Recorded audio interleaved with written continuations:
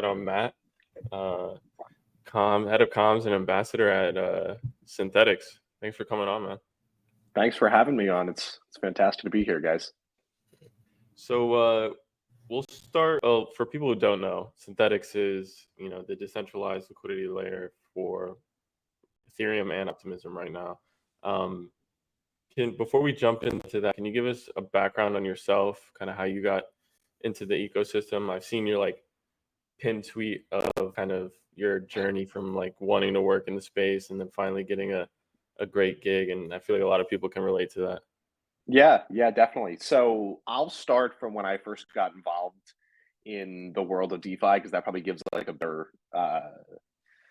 bit of a better background than just that tweet, because that tweet is years in the making, right? But anyway, I've been in the world of crypto for a very long time, but the worlds of DeFi, I like to say, since probably 6 months to a year before DeFi summer, before there was tokens, before there was so many protocols. I know Kane and others like to say that was the world of DeFi, when you could track everything from following like 10 Twitter accounts and 5 Telegram channels. You can keep up with everything at that point. Now it's impossible. But anyway, so I got involved in DeFi then. I saw it as a interesting place to park a little bit of money and earn a little bit of yield. I didn't really know what was going on, but I was like, oh wow, this is really interesting. We can earn these were yields from early lending protocols, before governance tokens or anything, but you could still earn 5, 6, 7%. And I was like, wow, this is really cool. And what happened from that point is protocols like Synthetix caught my eye, because Synthetix had been doing yield farming on Curve. This is very early days of Synthetix and very early days of Curve. I like to say that the most interesting thing that we could do back then in DeFi was use Yearn and Curve at the same time. And that was revolutionary. Oh my God, we can use a yield aggregator and we can LP. And that just blew my mind. I was like, I'm hooked on this. We could build composable apps and so on. So really what happens to me is I get hooked into the Synthetix, the world of Synthetix, right? Because the early versions of Synthetix, and we'll get into this soon, was based on being able to swap synthetic assets 1-to-1 at a fixed fee. Now, in the early days of DeFi, that pitch is really amazing, because there's no liquidity anywhere. And when you're swapping, you're just getting hit with slippage all over the place. So I get hooked on this idea of Synthetix, and I'm just a community member for a long amounts of time, probably years before I really even got involved. And then my official getting involved in Synthetix was, I just started a Twitter account with my real name, with my real full name. And I started tweeting about Synthetix related topics, whether it was the Synthetix ecosystem, whether it was complicated things within Synthetix, because it's such a complicated protocol. And I just started doing that. I had a ton of free time, and I would just do it in my free time. And then it caught the eye of folks like Kane and other members of Synthetix, and high people from the Synthetix councils and so on. So from that point on, they had reached out and said, hey, do you want to help out with some of the comms effort? And it's been a wild ride from there. I help out with comms. I do some comms marketing. I help out with governance for the ambassadors. And the funny thing is that I was during the time of having my Twitter account and doing all this, I was going to school. I was full time in uni, right? So in the early stages of me working for Synthetix, I was still finishing up a class or two, which was hysterical, having to tell people hey, yeah, I can't make this scheduled meeting because I'm in a class. I have to go to this class. Oh, what class? I'm oh, I just have 8 credits to finish up. But don't worry about that.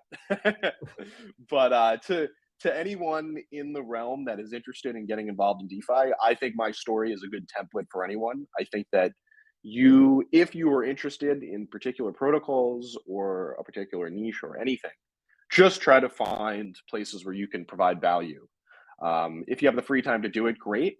and you'll get noticed. Like there's these DAOs are very small, and there's not that many super active people, and I was one of them, right? And by some luck and by a good amount of volunteer hard work, I was able to jump into the space. So yeah, that's a bit about me. Happy to go from Yeah.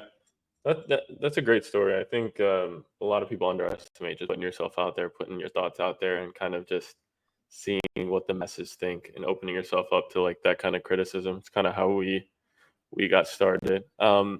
Obviously, the show is called Exit Liquidity. We like to kind of dabble into your journey a bit, kind of some of the most memorable moments where you might have been exit liquidity yourself. Wow, that's a very good one. Guys, I was gonna say the name of the podcast has me a little bit shook, but I'll anyway. When have I ever been exit liquidity? Oh, probably tons of times. I have a bad habit of like I'll get hooked on this like new idea, like this new project where I'm like, oh my god, like this is so cool. Like think of like random lending protocols on like Polygon or Arbitrum or Avalanche, right? And then you just like buy a little bit of their governance token, and you're, after a year or so, the project just goes to zero. Probably one of the more interesting ones is like I got probably like a small airdrop from Uniswap, and I mean I don't know if you could call me exit liquidity. I mean I didn't know about the wallet until like years later, and kind of missed like the initial sale of riding that pump out. So if you want to call it that one, you can. There's countless other examples if I were to check my wallet. Yeah, that's awesome. Can you give us? We're gonna touch, like you said, into the history of Synthetix, kind of like where you guys are at right now. But for people who are unaware, just give like the high level overview of what Synthetix is currently, what it does, what it's trying to accomplish. Yeah, definitely. So Synthetix right now is this back-end liquidity provider. And pretty much what that means is Synthetix is a liquidity layer for protocols that want to build on-chain derivatives and on-chain financial instruments. And that comes forth through two main synthetic assets. You have spot synthetic assets. You have spot synths, things like sBitcoin, sETH, sUSD, and so on. Those trade 1-to-1 at the the current Oracle price of those of those crypto assets. And then the more interesting one, in my opinion, is Synthetix Perps. Now, Synthetix Perps is a fully decentralized, fully permissionless on-chain perpetual futures protocol. But the Synthetix side is really served in the back end. Now, Synthetix provides the liquidity, the infrastructure, and so on. And then you have integrators, permissionless integrators like Quenta, like Polynomial. They build on top of Synthetix. And then from there, they deliver the trading experience to users. Now, that's like the long and short of Synthetix. Like we go so much deeper, but really, if a person is thinking about like how they could use Synthetix, there's really three ways. One is as a trader. You trade in one of the many Synthetix integrators that use the deep Synthetix liquidity to power things like spot synthetic asset trading. You have perpetual futures. You have options trading. You have options vaults. There's like 1-inch and curve integrate for things like atomic swaps, like people who are trading size on chain. If you're trading in the millions, right, like a decentralized exchange, like a regular traditional DEX might not have the liquidity to support that, and it'll route through synthetic synths. So that's how a trader would interact. The second person is a liquidity provider. Now, as of right now, those liquidity providers are just SNX stakers. You have the SNX token, you stake it into a contract, and you pretty much serve as the counterparty to the trades that are happening with the system. You earn inflationary rewards, you earn 100% of the trading fees for LPing the market, like someone would do for a Uniswap or something similar to that, right? Now, the third, which is a little bit like, so it's a little bit more of an abstract thing to think about, but the third person who uses Synthetix are developers, right? Like you have people that are building on top of Synthetix liquidity and infrastructure. Like Quenta is a user of Synthetix. You know, they have obviously they build on top of the Synthetix perps contracts, but then from there they've built, and Quenta and Polynomial have both built so many great, amazing tools that have really helped the user experience. They've built things like Smart Margin.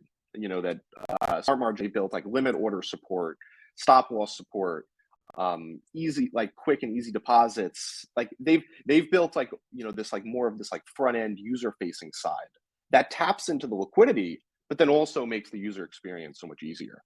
And then if you look for something like a Lyra integrates in a little bit more of a complicated way because they're like hedging their options exposure, because they're an options protocol that people can trade, you know, options for ETH, Bitcoin, OP, Arbitrum, and so on. And they hedge their AMM or their like LP exposure to different options using Synthetix perps, right? Because it's a very capital efficient way to hedge.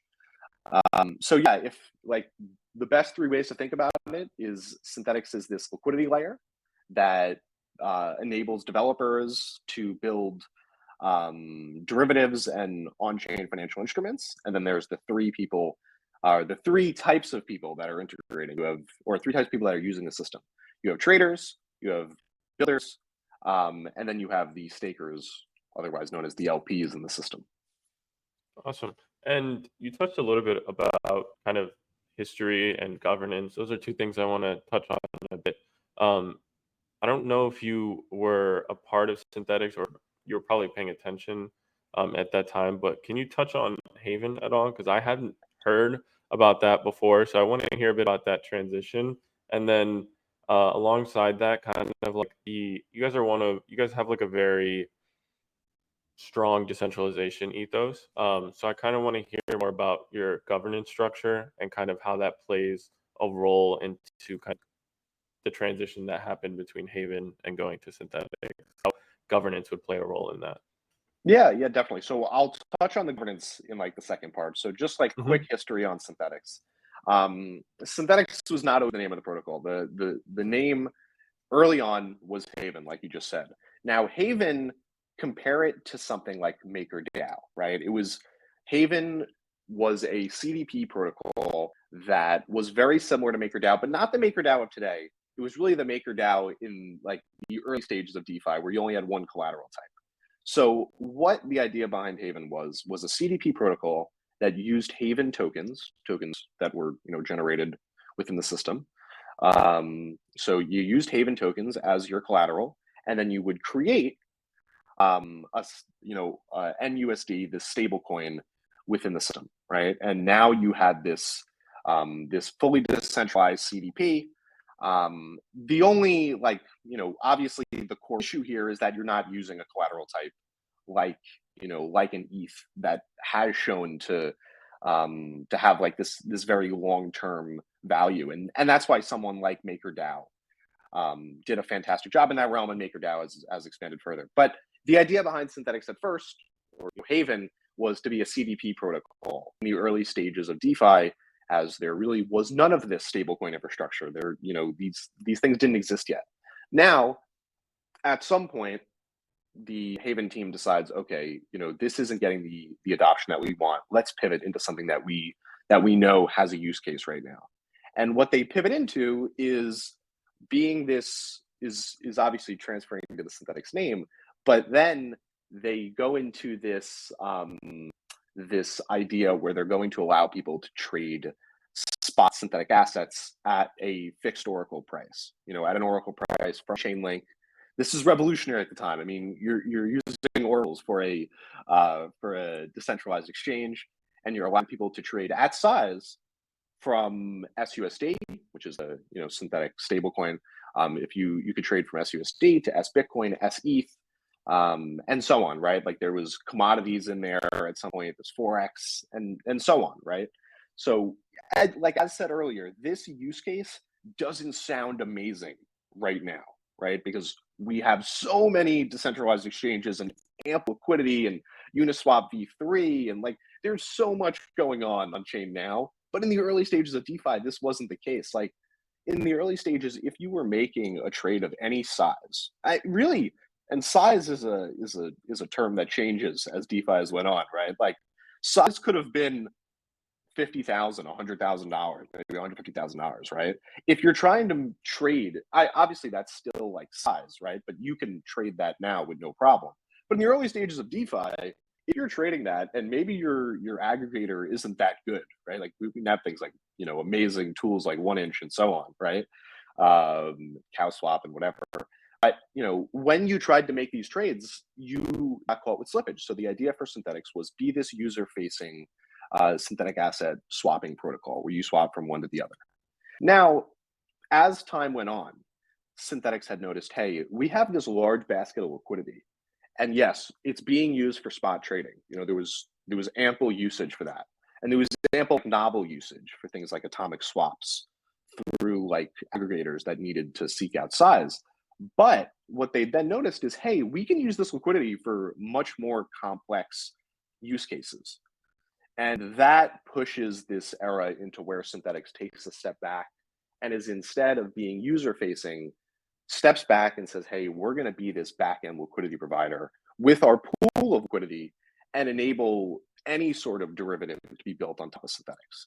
So that's really where the protocol is now. And you've seen things like perpetual futures at Synthetix recently crossed $26 billion in trading volume, about 20-something million in fees returned to stakers. We're looking at hundreds of thousands of trades that have been done and tens of thousands of unique users that have used a use case like this. So as time went on, Synthetix has really continued to push towards more of this like modular approach to enabling developers to build financial instruments instead of being the protocol that interacts with them directly. So that's quick history on Synthetix.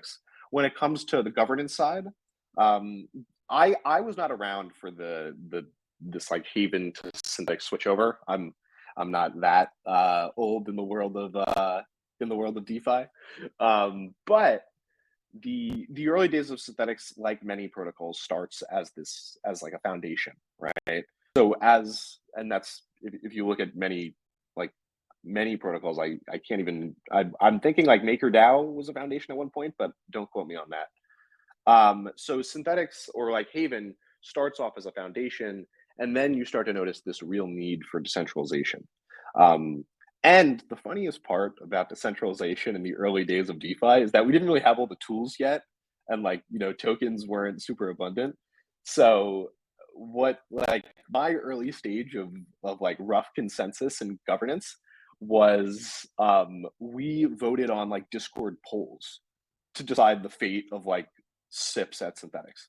Now that is hysterical now. It's so funny because given someone has to give you the ability to vote, like we have to trust that people are voting. But anyway, that was fun in the beginning, right? Like it was this great idea of like, we can still get like community consensus on things, but like we don't know, there's obviously no real like governance setup. But now Synthetix subscribes, and like as time went on, like obviously we went from Discord polls and we've evolved from there. Now Synthetix uses this representative council model, where you have 4 councils and they serve varying purposes, and they're all elected by the token holders. So every 4 months, which we just wrapped up an election like a week ago or so, and Synthetix token holders elect their representatives on different councils. So you have the Spartan Council, which is the council that everyone knows and loves.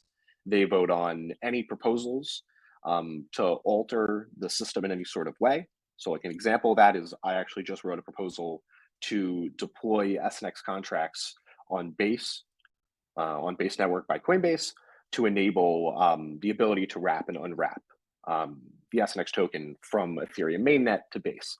And then they also vote on like proposal changes. Like if you're changing like configurable variables, they vote on that as well. Then you have the Spartan Council, you have the Ambassador Council, which works on governance, integrators, and like some like soft marketing, things like that. Grants, pretty self-explanatory, but they provide grants to tooling, grants to projects that are building in Synthetix, things along those lines. And then the Synthetix Treasury Council manages a large pool of SNX and SUSD, to pay various people, set up strategic plans, and so on from there. So that's the whole governance system and like a bit of history. Awesome. And you mentioned the reaching into base. And quite honestly, I don't have a full grasp on why this is the case, but from how it's worked or from what I've seen as I've been in the ecosystem, Arbitrum has been the home for a lot of DeFi, and from what I've heard, it's has something to do with the technicalities on some level of why DeFi works better on Arbitrum. And I could be totally off base there, but that's kind of like the consensus I feel. What what is the relationship between Ethereum, like Synthetix going from Ethereum to Optimism, and why it hasn't reached out into something like Arbitrum, why it picked Optimism, and yeah. Yeah, definitely. So Synthetix has like a very rich history with Optimism as well. So like before Arbitrum even existed, or I'm not gonna go further and say like before it was an idea, but before Arbitrum even existed, Synthetix had this issue where it's transactions are very gas intensive, right? Because you're relying on these oracles that you have to pull data from and you have to compute them. Like there's a lot that's going on within this system, and it's very complicated and so on. So you had the early stages of like once gas prices started to go out of control. Synthetix had noticed, hey, we have to go to a scaling platform of some sort. Now there was conversations to go to things like EOS, right, and like the early stages of Synthetix, and like other alt chains and things of that nature. But as time went on, Optimism had been had been an option for Synthetix to go to. And before Optimism was even like live to like many projects, Synthetic staking was there. And synthetic staking pretty much allowed like smaller stakers to still receive a part of inflation and things along those lines, right? For staking on Optimism because they were priced out of doing this on Ethereum mainnet. Like who's going to claim $60 in rewards on Ethereum mainnet when the transaction cost $120 in gas fees, right? It's insane to think of. It just doesn't work, right? So that's the reasoning that Synthetix really goes with Optimism first. And really, we've seen a host of benefits of building on Optimism. Like, really, you wouldn't be able to build the sort of protocol that Synthetix has now, where you're supporting things like perpetual futures and options, option vaults, and like all these things can't exist on mainnet. I mean, they can, but they can exist in a like the performance is extremely different. Like you have to build it for mainnet instead, and you can't have small traders, doing these sorts of perps trades all the time. Like when I say we have 360,000 or like 300 something thousand trades going on in perps, imagine doing all that on mainnet. I mean, like you're looking at probably 10x the gas cost or much higher at crazier points. Now, when it comes to like why base is the second place to go for Synthetix, that is rooted in the fact that Synthetix's goals is really, building to be this like multi-chain protocol. But the first place to go will most likely be base, depending on how governance shakes out this conversation. But I expect it'll be base because base relies on the same code base as Optimism, right? You don't have developers that need to make sure that the code doesn't have to be changed or any new infrastructure requirements or anything. There's nothing different between these two code bases, between Optimism and base. They're the same exact thing, and that'll be the same exact for every superchain enabled protocol. So that's really the reasoning. When it comes to this thought of like Arbitrum has done like DeFi better, or that they have some sort of code that makes DeFi better, that's really not the case. Like there's no differences, or at least like no like massive differences that would change why a protocol would go to one or the other. And at the end of the day, like the Arbitrum folks are great. Like I know that in the future, and Kane just laid this out in a blog post, maybe it's like 11 hours ago, that Synthetix, once they go to base, will want to go to Arbitrum and Polygon and other places as well. But for the foreseeable future, I would say that going to base is the easiest next step and the best next step for the protocol. Yeah, that makes a lot of sense. I think base is probably a good choice. And although I just don't really touch optimism DeFi too often, I do find myself gravitating towards it to use Synthetix sometimes. Yeah, they're. Feel, Oh, go I was first. just gonna say, for what it's worth, I feel like the whole like Arbitrum being the hub of DeFi thing isn't really true anymore. At least like not as much as it was like a year ago. Like Definitely. the scales definitely have shifted in Optimism's favor in the past like month to month at this point. Really, it's a very like continuous process that we're seeing happen. Yeah, I mean, like even for like last month, right? Like for last month, like the month of August, Synthetix ecosystem projects, like projects that are built on top of Synthetix perps, Quenta and Polynomial, they captured a majority of the on-chain perps trading volume that happened across all of DeFi, right? So this thought that optimism isn't the DeFi hub. There's a lot going on in the world of optimism.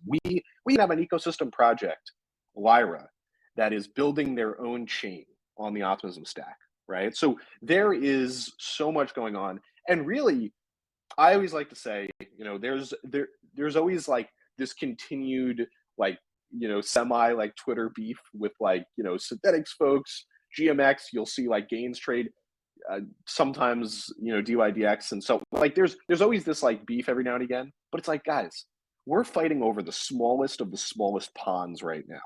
Like the worlds of centralized finance, perpetual futures trading, and spot trading, options trading, and everything else is massive. We're fighting and we're arguing over peanuts to these protocols. If you told like Binance or any of these protocols, hey, we're arguing over a couple $100 million in trading volume per day, or $1 billion in trading volume a day, they would laugh at you, because that's nothing to these to these companies. So at the end of the day, like if we all just continue to innovate for the sake of DeFi and continue to build the best protocol and try to emulate the centralized experience, we'll bring people on chain.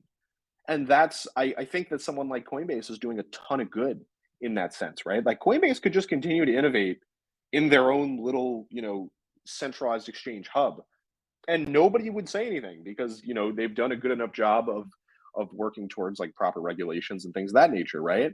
But to take a step forward and to enable fully permissionless chain within the Optimism stack, and to really be able to support that, and then I know they're going to do so much around education and innovation, having their developers innovating on the op stack for chain interoperability and things like that. There's so much good that will come out of this, and it's great to see people like them stepping up to like the plate and putting their money where their mouth is, right? Like it's one thing to talk the talk on like decentralized finance, like a Sam Bankman-Fried. There's another to like walk the walk, right? To like legitimately to have like Brian Armstrong and Jesse from Base come out and legitimately say like, no, we want large amounts of decentralized protocols on here, and this isn't a permission system, and we're not going to limit activity. Like that's the most amazing thing that we all could have heard. Yeah, definitely in agreement with you there. I think especially now more than ever, we see more like infighting, I think, between like similar protocols, and like now more than ever, it's also like the least relevant it's been. So it's refreshing to hear when projects are not on that side of the fence, I think, and are more focused on growing the pie. I want to get into Synthetix V3 a little bit, but before we do, I also want to better understand the process of like staking, or I guess like broadly providing liquidity. Because you alluded to it a couple of times, how that's like one of your core like user groups. Can you talk a little bit about like the flow between like let's say I want to go and provide liquidity for Synthetix. What exactly do my like tokens do from start to finish? What's my liquidity do Yeah. from start to finish? Yeah, definitely. So let's run through it completely. So if you have SNX tokens in your wallet, you can stake on mainnet or on Optimism. So let's just say you're on Optimism for simplicity here. So you're on Optimism, you head to the Synthetix staking DApp, and what you'll do is you'll take your tokens and you'll stake them. Now, what does that mean? Because Synthetix uses the term stake in a very different way that other protocols do, because the idea of staking within Synthetix is this active process. It's not like stake your tokens and like forget about them, because you are this liquidity provider. So what you do is you take your tokens and they get put into a contract. And what then gets done is you receive a certain amount of SUSD debt based on the current target C ratio. So let's say, for simplicity's sake, let's say this target C ratio is, I'm just going to say 500%, right? So for every $5 of SNX that you put up, you receive $1 in SUSD debt. Now, this SUSD debt is pretty much the overall collection of synths in the system, like the overall collection of synthetic assets. The debt that you have been given resembles a piece of that. So that debt that now exists, you have to hedge this debt, because this debt can fluctuate as traders profit on spot synths, as they profit on perpetual futures without another trader losing at the same time. But it's a conversation for a different moment. So really, you've staked, you received SUSD debt, and then what you do with that SUSD is you can put it right into an automated hedging tool that is enabled by a protocol called dhedge and Toros within the Synthetix ecosystem. You dump it in there, and then you're relatively done. Now, I say relatively done because as the value of SNX moves up and down, and as the value of your debt moves up and down, you then have to make sure that your collateralization ratio stays at the target, stays near the target when you want to claim, because you can only claim your rewards when your C ratio, when your collateralization ratio is above the governance set target ratio. Now, that's done like any lending protocol or anything would do to make sure that you stay at a safe level in the system, right? Like, we don't want to give you $1 worth of debt for, you gave $5 worth in SNX, and let's say the SNX price goes down, right? Now you could be at a point where you're at an unhealthy level and you're close to liquidation or something along those lines. So let's get back on track here. So you take your SNX, you stake it, you receive a certain amount of SUSD. You put that in this thing called DSNX. It's an automated tool by DHedge and Toros that hedges your debt. Every week on Wednesday, which today is our sacred holy day, you will go and claim your SNX and your SUSD rewards. Now, that's what you do on a weekly basis. There's automated tools to do that for you as well. We've worked in this process, and so some of those were some of my passion projects that I was taking is so difficult. Let's try to make it easier. Now, the confusing part for a lot of people is, how does your debt get used by traders? Okay, so for something like perpetual futures, a certain governance sets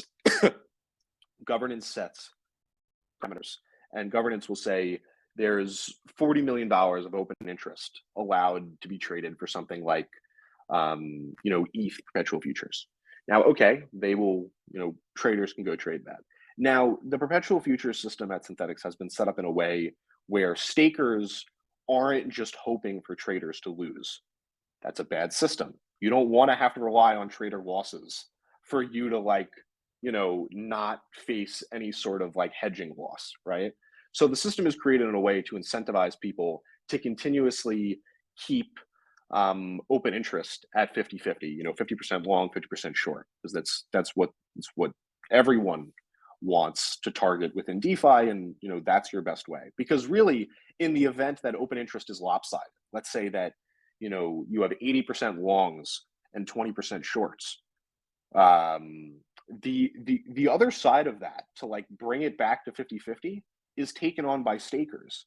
In the event that ETH is to pump, stakers have to accept those losses. Now, we've created a system, and the perpetual future system is created with these arbitrage incentives and these risk-based strategies and these risk-based management to push people to arb it. And if you look at perps, they're pretty much always arbed to 50-50. You have dynamic funding rates, you have price impact doing that. Now, I know I've kind of deviated a little bit, but on the staking side, that's where your liquidity is deployed. Like this SUSD debt that you've created is now, any trader can then use that liquidity to trade any of the derivatives within the system, right? And that's mostly because in the V2X system, like the current existing protocol that Synthetix is on, there's only one debt pool. So there's only one pool where you stake to, and then everything that's powered by Synthetix liquidity is then powered by that one pool. So you underwrite all the trading within the system, and you receive all the fees.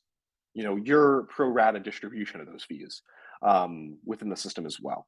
So while it may seem complicated, let's just leave this with a quick summary.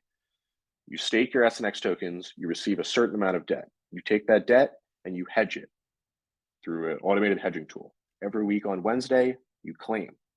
If in the event that you need to, you know, like if the SNX price goes up, or if your debt goes down, you may have to mint more SUSD, which is just, you know, creating more SUSD debt, bringing yourself, you know, back to this target ratio, or you might have to burn some of your SUSD to bring yourself, you know, back to this target as well. This is the same sort of process that you would see at a lending protocol that, you know, let's say you take out a loan at 200% and it falls down to 150, right, from collateral price changes. Then you'll return some of your collateral back and go back to 200.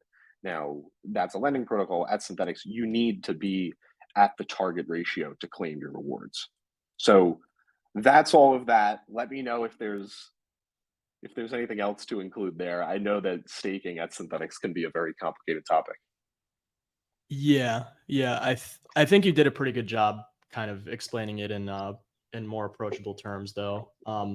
I wasn't aware that debt is automatically issued to you when you stake. I assumed it was. I've never staked before, but I've always assumed that it was a very active management process every step of the way. So you have to like set your own. You have to determine how much debt you take on above the C ratio. You know, you have to actively manage that. I wasn't familiar with like how I guess like how common the hedging opportunities are. Because, you know, to me it was in order to provide liquidity, you have to have exposure to Synthetix or to SNX. But if the hedging options are you know, is like a key step of the process, I would imagine that it's a much more approachable thing. But I guess just like as a general question, like how active is the management process for that position? Yeah, so just to be clear here, to still stake within the system, you still, like, currently you have to still hold SNX, and the hedging is to hedge your debt. It doesn't hedge your SNX price exposure. So like that's still something that you have to consider when staking. Now within V3, the idea is to allow for a system that's agnostic to collateral type. So what that would mean is you could stake things like ETH or wrap staked ETH if governance was to approve it. Now to your question of like how active this process is, really depends on like how active you want to make it. You know, like at the end of the day, if you're using the automated hedging tools and you check in, you know, once a week just to make sure that you've claimed, you know, that you're eligible to claim, then that's as active as you need to make it. All you need to do is make sure that you're at the target ratio and make sure that you've claimed for the week. Now, like there's automated tools like Gelato that will check every like 3 seconds if you're eligible to claim. And if you are, it'll automatically claim for you. It'll handle that process for you.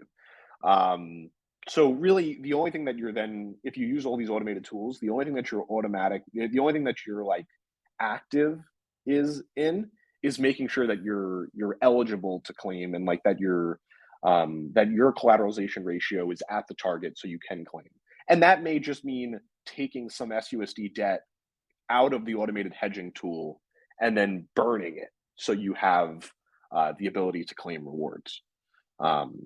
So I wouldn't call it like extremely active, but Synthetix uses the term staking in a way that's a little bit more confusing for some users, because they expect it to just be like stake and forget.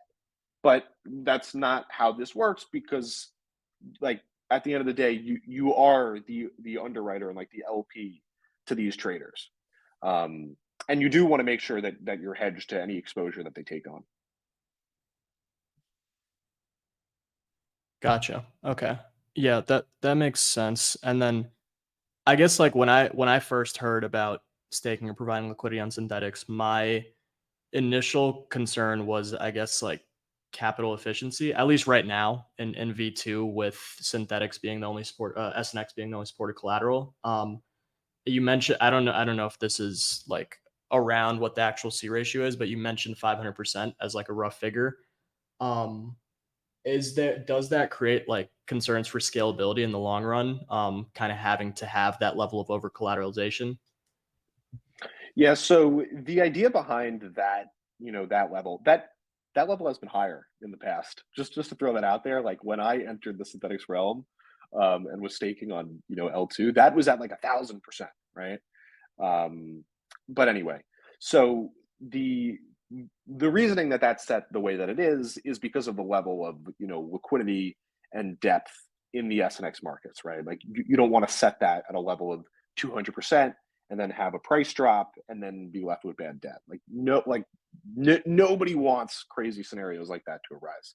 So when it comes to this idea of scaling, as of right now, and Kane has said this time and time again, and others have said this, the current system and the current level of open interest and the current level of volume can be supported by SNX.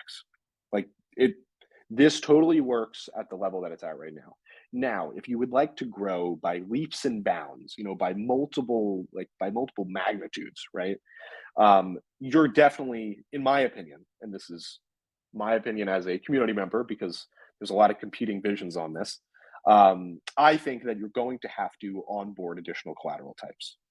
I think that if you onboard things like ETH, if you onboard things like wrap staked ETH, that'll get you a good amount of the way to allowing the system to be extremely scalable. Because what I think a lot of people get confused with is they think of the system as only Synthetix perps, right? Now that's great and all, but Synthetix has a vision to like revolutionize the world of building derivatives on chain. And to be this backbone of building derivatives on chain, you need to have ample liquidity for everyone, right? Like if there's a new options protocol with new pricing that wants to build on Synthetix, you need to have ample liquidity for them. And if we're like reaching somewhat of a maximum, or maybe we could double from where we're currently at, that doesn't get you far enough of the way to supporting centralized exchange level traders. And also, we're just on Optimism right now. So imagine if you're trying to share this liquidity, not only on Optimism, but imagine trying to share this pool of liquidity on Arbitrum and Polygon and Base and so on, right? Now you're presented with an even bigger problem, right? Like if you're only using SNX as the collateral type. Now, Kane, in his recent blog post, I keep referencing it because it's like the newest thing that people are chatting on. But in that blog post, he references the fact that, hey, on something like Base, we can use ETH and wrap staked ETH and others as collateral, and then you can direct a fee share to SNX stakers. That's similar to how how GMX has operated. Like GMX uses, they use like their system of GLP, where they direct a certain amount of rewards to GMX stakers and a certain amount of rewards to GLP. Now Synthetix can do the same thing with ETH, and they I think the numbers that Kane quoted in the Base blog post, where you can use it as collateral on Base and only use ETH and wrap staked ETH and things of that nature, and then from there direct like 40% of the rewards to SNX stakers and see if it catches on and tinker with it. Like, is that enough? Is that too much? And work it out from there and see what sort of collateral you can help to onboard. So to really answer your question as concretely as possible, I think that there does have to be additional collateral types onboarded in the system, and governance will work out how that actually works and what the fee shares will be and things of that nature.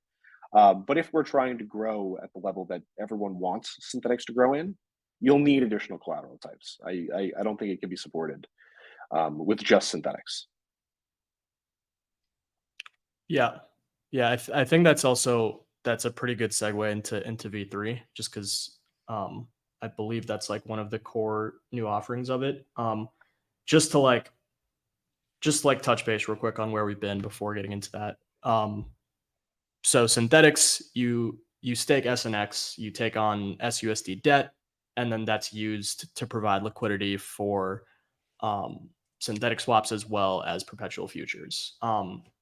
Obviously, a complete oversimplification, but can you talk a little bit about what exactly is planned to change in that process with V3?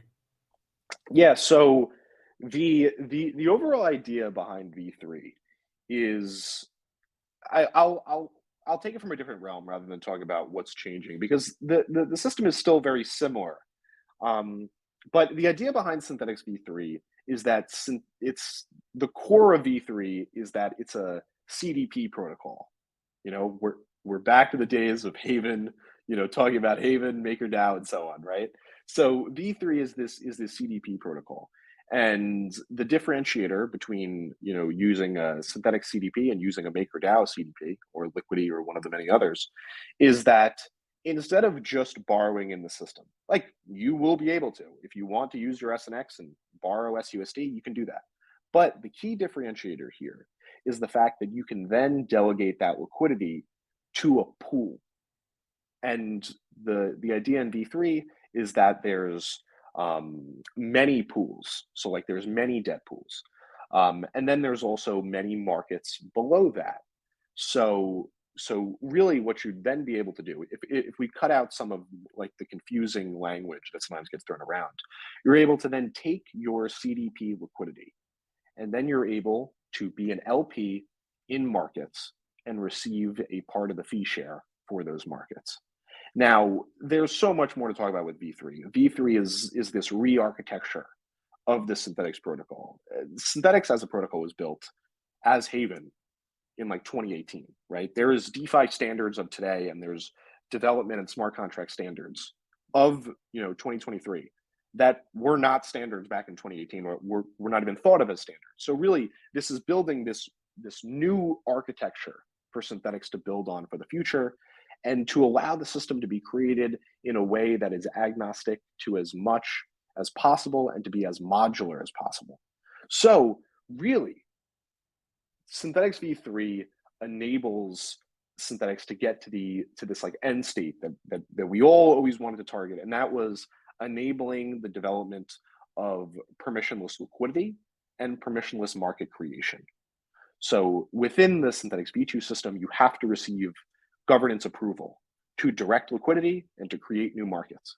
But in Synthetix V3, that will be the case initially, but as time goes on and as governance approves, feature flags to unlock more parts of the system, you will then have the ability for a developer. Let's say someone like Quenta, right? Let's say Quenta wants to spin up a perpetual futures market for something long tail.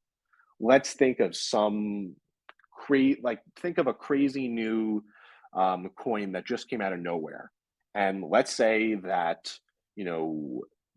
they have their let's say they want to spin up liquidity for this new market, right, of any sort. So what they can do is they can create a pool on top of Synthetix infrastructure, get people to delegate their their CDP liquidity to this pool, and then from there, that pool delegates the liquidity that's sitting in the pool as a whole. That delegates liquidity to a market to enable any sort of derivative. So if Quenta wanted to enable some long tail, think of it, a long tail shitcoin for people to trade, they could go and do that without having to go through Synthetix governance. Like, you don't have to have any conversations with governance to support this. Now, obviously, the caveat here is the largest basket of liquidity will be controlled by governance, or at least initially, where you'll have something like the Spartan Council pool, will be the pool that most people delegate their liquidity to, and then the Spartan Council pool can decide which markets they want to, delegate the pool's liquidity to from there, right? You land in this great element though, where as of right now, like within the V2 system, Synthetix supports spot synths and they support perpetual futures. But in this V3 system, it's created to support any derivative being built on top of Synthetix. It just has to build in the core logic in the market to take the SUSD provided by pools and to have some sort of AMM or some sort of logic to support trading.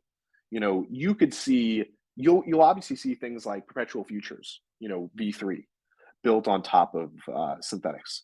You'll then see, spot V3. You'll see options protocols, but then you'll see things like, sports markets. We already have like Thales from the Synthetix ecosystem saying they want to build sports markets on top of V3 infrastructure, because what will happen is protocols like Thales and others can then control the fee share. Like if you're creating the market, you can then control the flow of fees. So if you want to say, hey, we need $5 million in SUSD liquidity directed from the Spartan Council pool, governance may say, okay, great, yeah, we'll direct that over, and we'll see how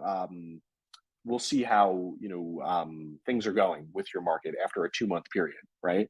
Now they could do that, and then you've landed in this great spot because you have new protocols that have faced this continuous issue of the cold start problem.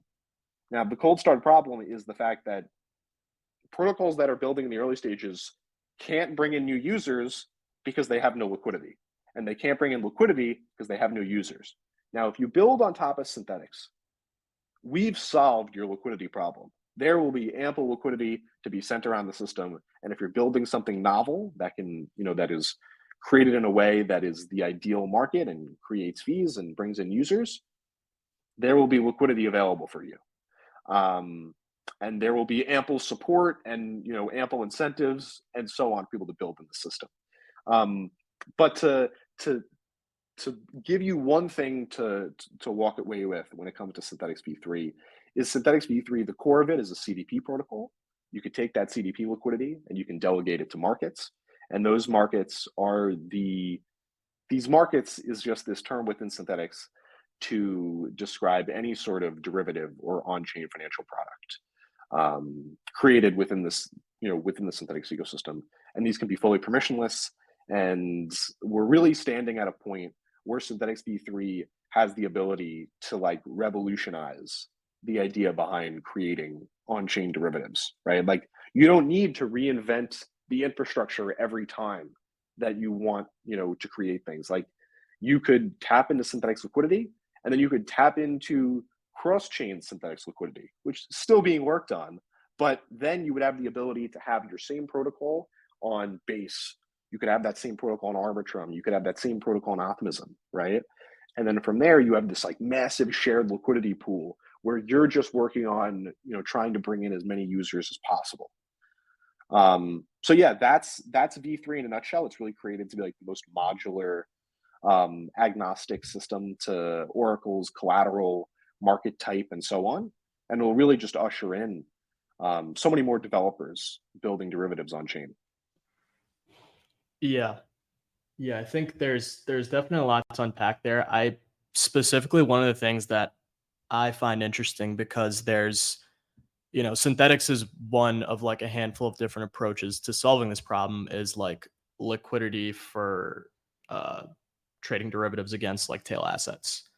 And the way that I see it, when you want to offer a product like that, the two biggest problems are like liquidity and I guess like containment of like risk, I guess. So like a good example of the second one there would be like NFT perp. So like, they were offering trading for a variety of different NFT collections, and they were all down only. Users were like 99% short, and there was no one there to like pay off that counterparty. Is there like some sort of a contagion concern? Because you mentioned that a protocol or an exchange can offer any asset using Synthetix V3 without having to go through governance. If there's some asset that they offer that users are just wildly profitable at trading, will that affect like the larger liquidity basket? No. So within Synthetix V3, that will not be the case. The only way that it could affect a liquidity basket is if that liquidity basket was delegating their liquidity to underwrite that market. In V2X, that can't really be the case, though. In the current state of Synthetix, now it gets a little bit more on the confusing side, but in the current state of Synthetix, if that market was a spot asset, there's no caps in V2X on spot assets. Like there's, if you want to take all the SUSD in the world and convert it all to SETH, you can. Now, given like converting it to SETH is not like a legitimate risk, like a long tail asset. So to really just answer your question, no. The only liquidity that will be present for those assets is the amount of liquidity that has been delegated to underwrite that market. And that's the reason that Synthetix V3 is created in the way that it is, because it can enable these these really liquid markets like ETH, Bitcoin, and think of like the top 25, most traded markets, right? Or maybe even top 50, right? That's people trade on centralized exchanges.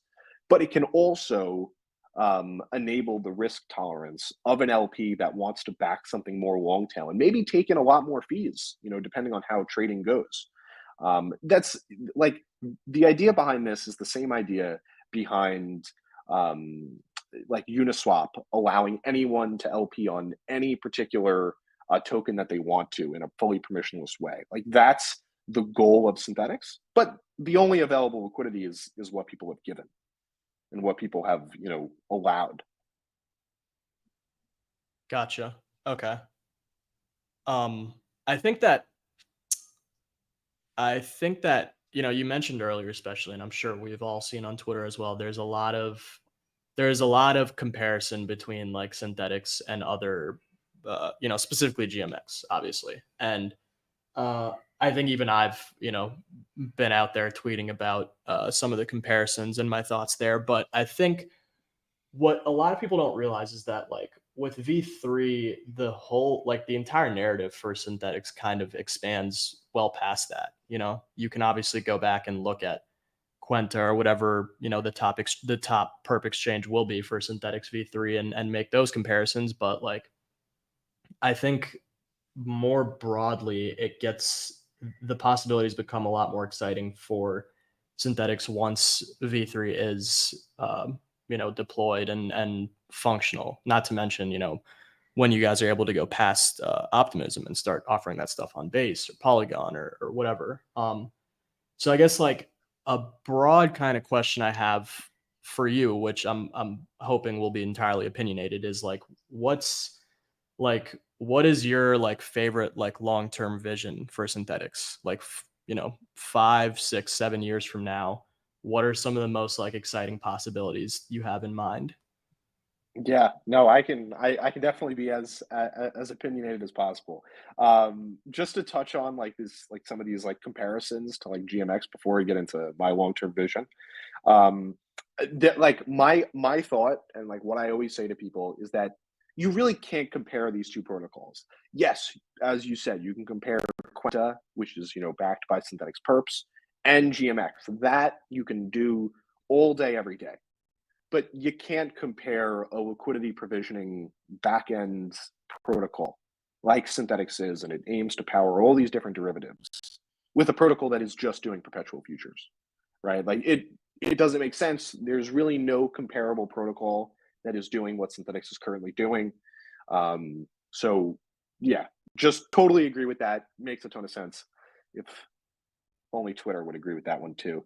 But anyway, as to my vision for Synthetix, my vision for Synthetix is really rooted in this cross-chain thesis, right? The current issue that we have now with onboarding users is like we need to meet them where they are, right? And with the Synthetix system only being predominantly with all its bells and whistles on Optimism, that doesn't meet users where they are. So really, what I want to see the protocol move towards is to have this cross-chain infrastructure be top of mind. And what that consists of is having a system with fully shared liquidity and able to interact with other parts of the system wherever you are. So if I process a trade on Base, I want that to be the same trade I would get on Optimism. I like, same liquidity, same fees, same everything.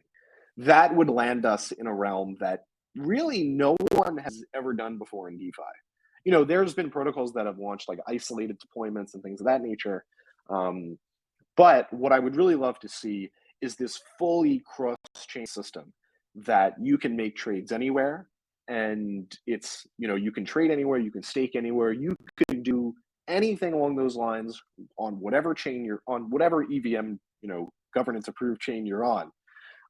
That is what I see as like this really like long-term goal, right? To really meet people on where they are on chain. Now, the next thing is all around empowering developers. I think that has to be a critical mission for Synthetix going forward. It has been one in the past, but we've been able to rely on either protocols that have spun out of Synthetix, like Quento was originally Synthetix Exchange, right? And you can't rely on that going forward. You can't rely on like spin out projects continuing to be like the #1 innovators on top of Synthetix. What I want to see is ample developer incentives.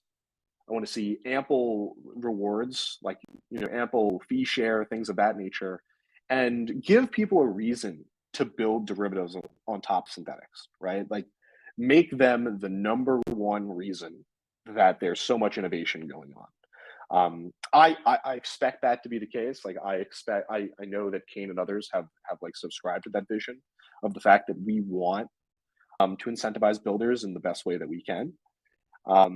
And we'll do that, right? Because there is so much innovation in the derivative space, and there's definitely so many protocols that have been fantastic ideas, but just suffered from a lack of liquidity and having to just burr their token away to bring in liquidity. And then you just land in this weird spot where the liquidity is mercenary and they're just going to leave, when the incentives, from that protocol stops. So there's so many protocols that have probably died, that have had great ideas, but have just died because they haven't been able to source liquidity. Or maybe they just can't keep up with the infrastructure needs and they can't compete. And Synthetix, as V3 really starts to, because like as V3 features continue to unlock, and as we really onboard new developers and so on, we'll be in a great spot to reward this innovation and get them building on top of V3. So that's really the second thing. And the third one is all around scaling the system. I think that onboarding collateral types like ETH, like wrap staked ETH, and other liquid staking tokens and liquid staking derivatives, I think those will be the path for scaling Synthetix. There's governance conversations to be had on how exactly that should be done and what the fee share for SNX stakers should be. But the vision that I continue to subscribe to is we want to build this protocol for protocols that is the hub of derivative and on-chain development in the DeFi landscape. And if we want to do that, we need ample liquidity. We need the best infrastructure. We need the best builders. We need all of this has to be amazing. And if we want to get there, we'll obviously have to, shift some original ideals. And some of those original ideals have been, we're just going to use SNX as the only thing that you can stake. And I don't think that should, continue for the long term of the protocol. I think we should look towards, wrap staked ETH and so on. So to walk away with three clear things to think about here. The first is around the cross-chain thesis. Meet users where they are and meet developers where they are, right? There's many great developers that are, on Polygon, on Avalanche, that will be on Base, that there's so many places where these developers are, and if we can support them where they are with proper cross-chain infrastructure, they'll be extremely happy to build on top of Synthetix, because we've abstracted so much R&D and so much development away from them having to do it themselves. Obviously, just touched on all of the scalability needs. That'll be critical. And then the second one we went over was all around developer incentives and making sure there's proper rewards for developers to build in the ecosystem. I think that's something that a lot of people have taken for granted across all of DeFi. Most developers have had to just launch tokens or go to grant programs or things like that, which definitely works. But we'll definitely want to see if we can incentivize people through a share of the fees that are generated in the system, and initial onboarding grants and initial incentives from maybe the Synthetix treasury or things along those lines. There's so much that we can do within those three, and that'll take years to come to really see this full end game of it all. But it'll be really exciting to see countless derivatives and financial instruments built into Synthetix. Just there's probably 25 of them or 50 of them that I could think of as quick examples that people could get to building ASAP.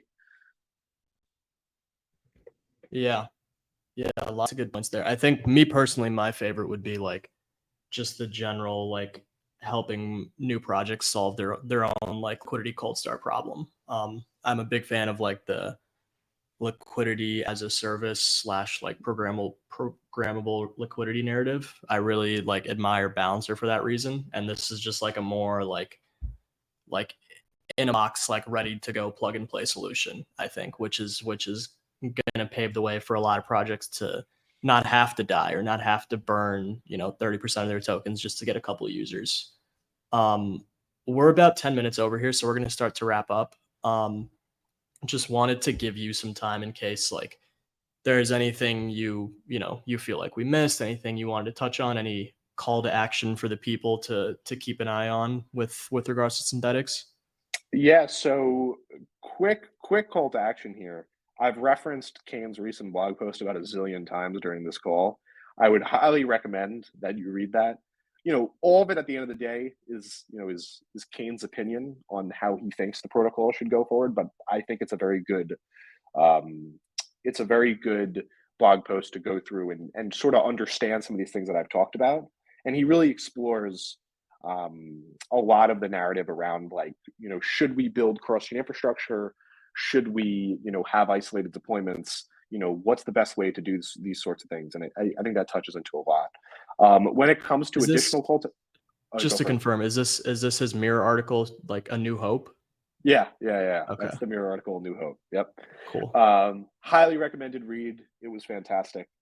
Now, when it comes to other things, over the next few weeks, Synthetix will begin really ramping up the amount of educational resources out about Synthetix V3. So I would highly recommend reading into that. There's a lot of great existing posts, but this will do a lot more of laying the foundational knowledge for a lot of the V3 systems, because a lot of it only lives in proposals and docs and so on right now. And the next part is to watch out for the Synthetix Perps V3 testnet competition that'll be happening relatively soon, in the next 2 weeks or so. It'll be happening on Base, because I don't know if I was fully clear on this, but Synthetix V3 as the idea behind Synthetix V3 is actually live right now. It's live, it exists, it's on mainnet, it's on Optimism, and testnet is on Base, and the other testnets as well. It's just that we haven't, it's not at the point yet to start moving large amounts of liquidity over. Once there's Perps V3 and spot synths and these other things are really starting to move and get to the point of needing kind of need to be the new home for Synthetix, then stakers will start to migrate and so on. But I would look out for those two things. Go take a look at Kane's blog post or his Mirror article. Watch out out for Synthetix V3 educational material coming very soon. And then the testnet competition on Base. And there's a prize pool. There's a prize pool. I know Quenta is giving out some rewards as well, and so on. So that'll be a great one to watch and kind of be able to see what the new features are coming on top of Synthetix Perps V3. Awesome. Thanks a lot for coming on. Thanks for everybody who tuned in. I think that's episode 36. Really appreciate it. Really appreciate you taking the time, Matt. Yeah, guys, thanks for letting me ramble on for an hour and 14 minutes, guys. I know you're probably looking at me like, damn, this guy can just. No, it was great stuff. It was great stuff. No, guys, it was great chatting with you guys. You guys had some fantastic questions, so thanks for having me on, and would love to chat again soon.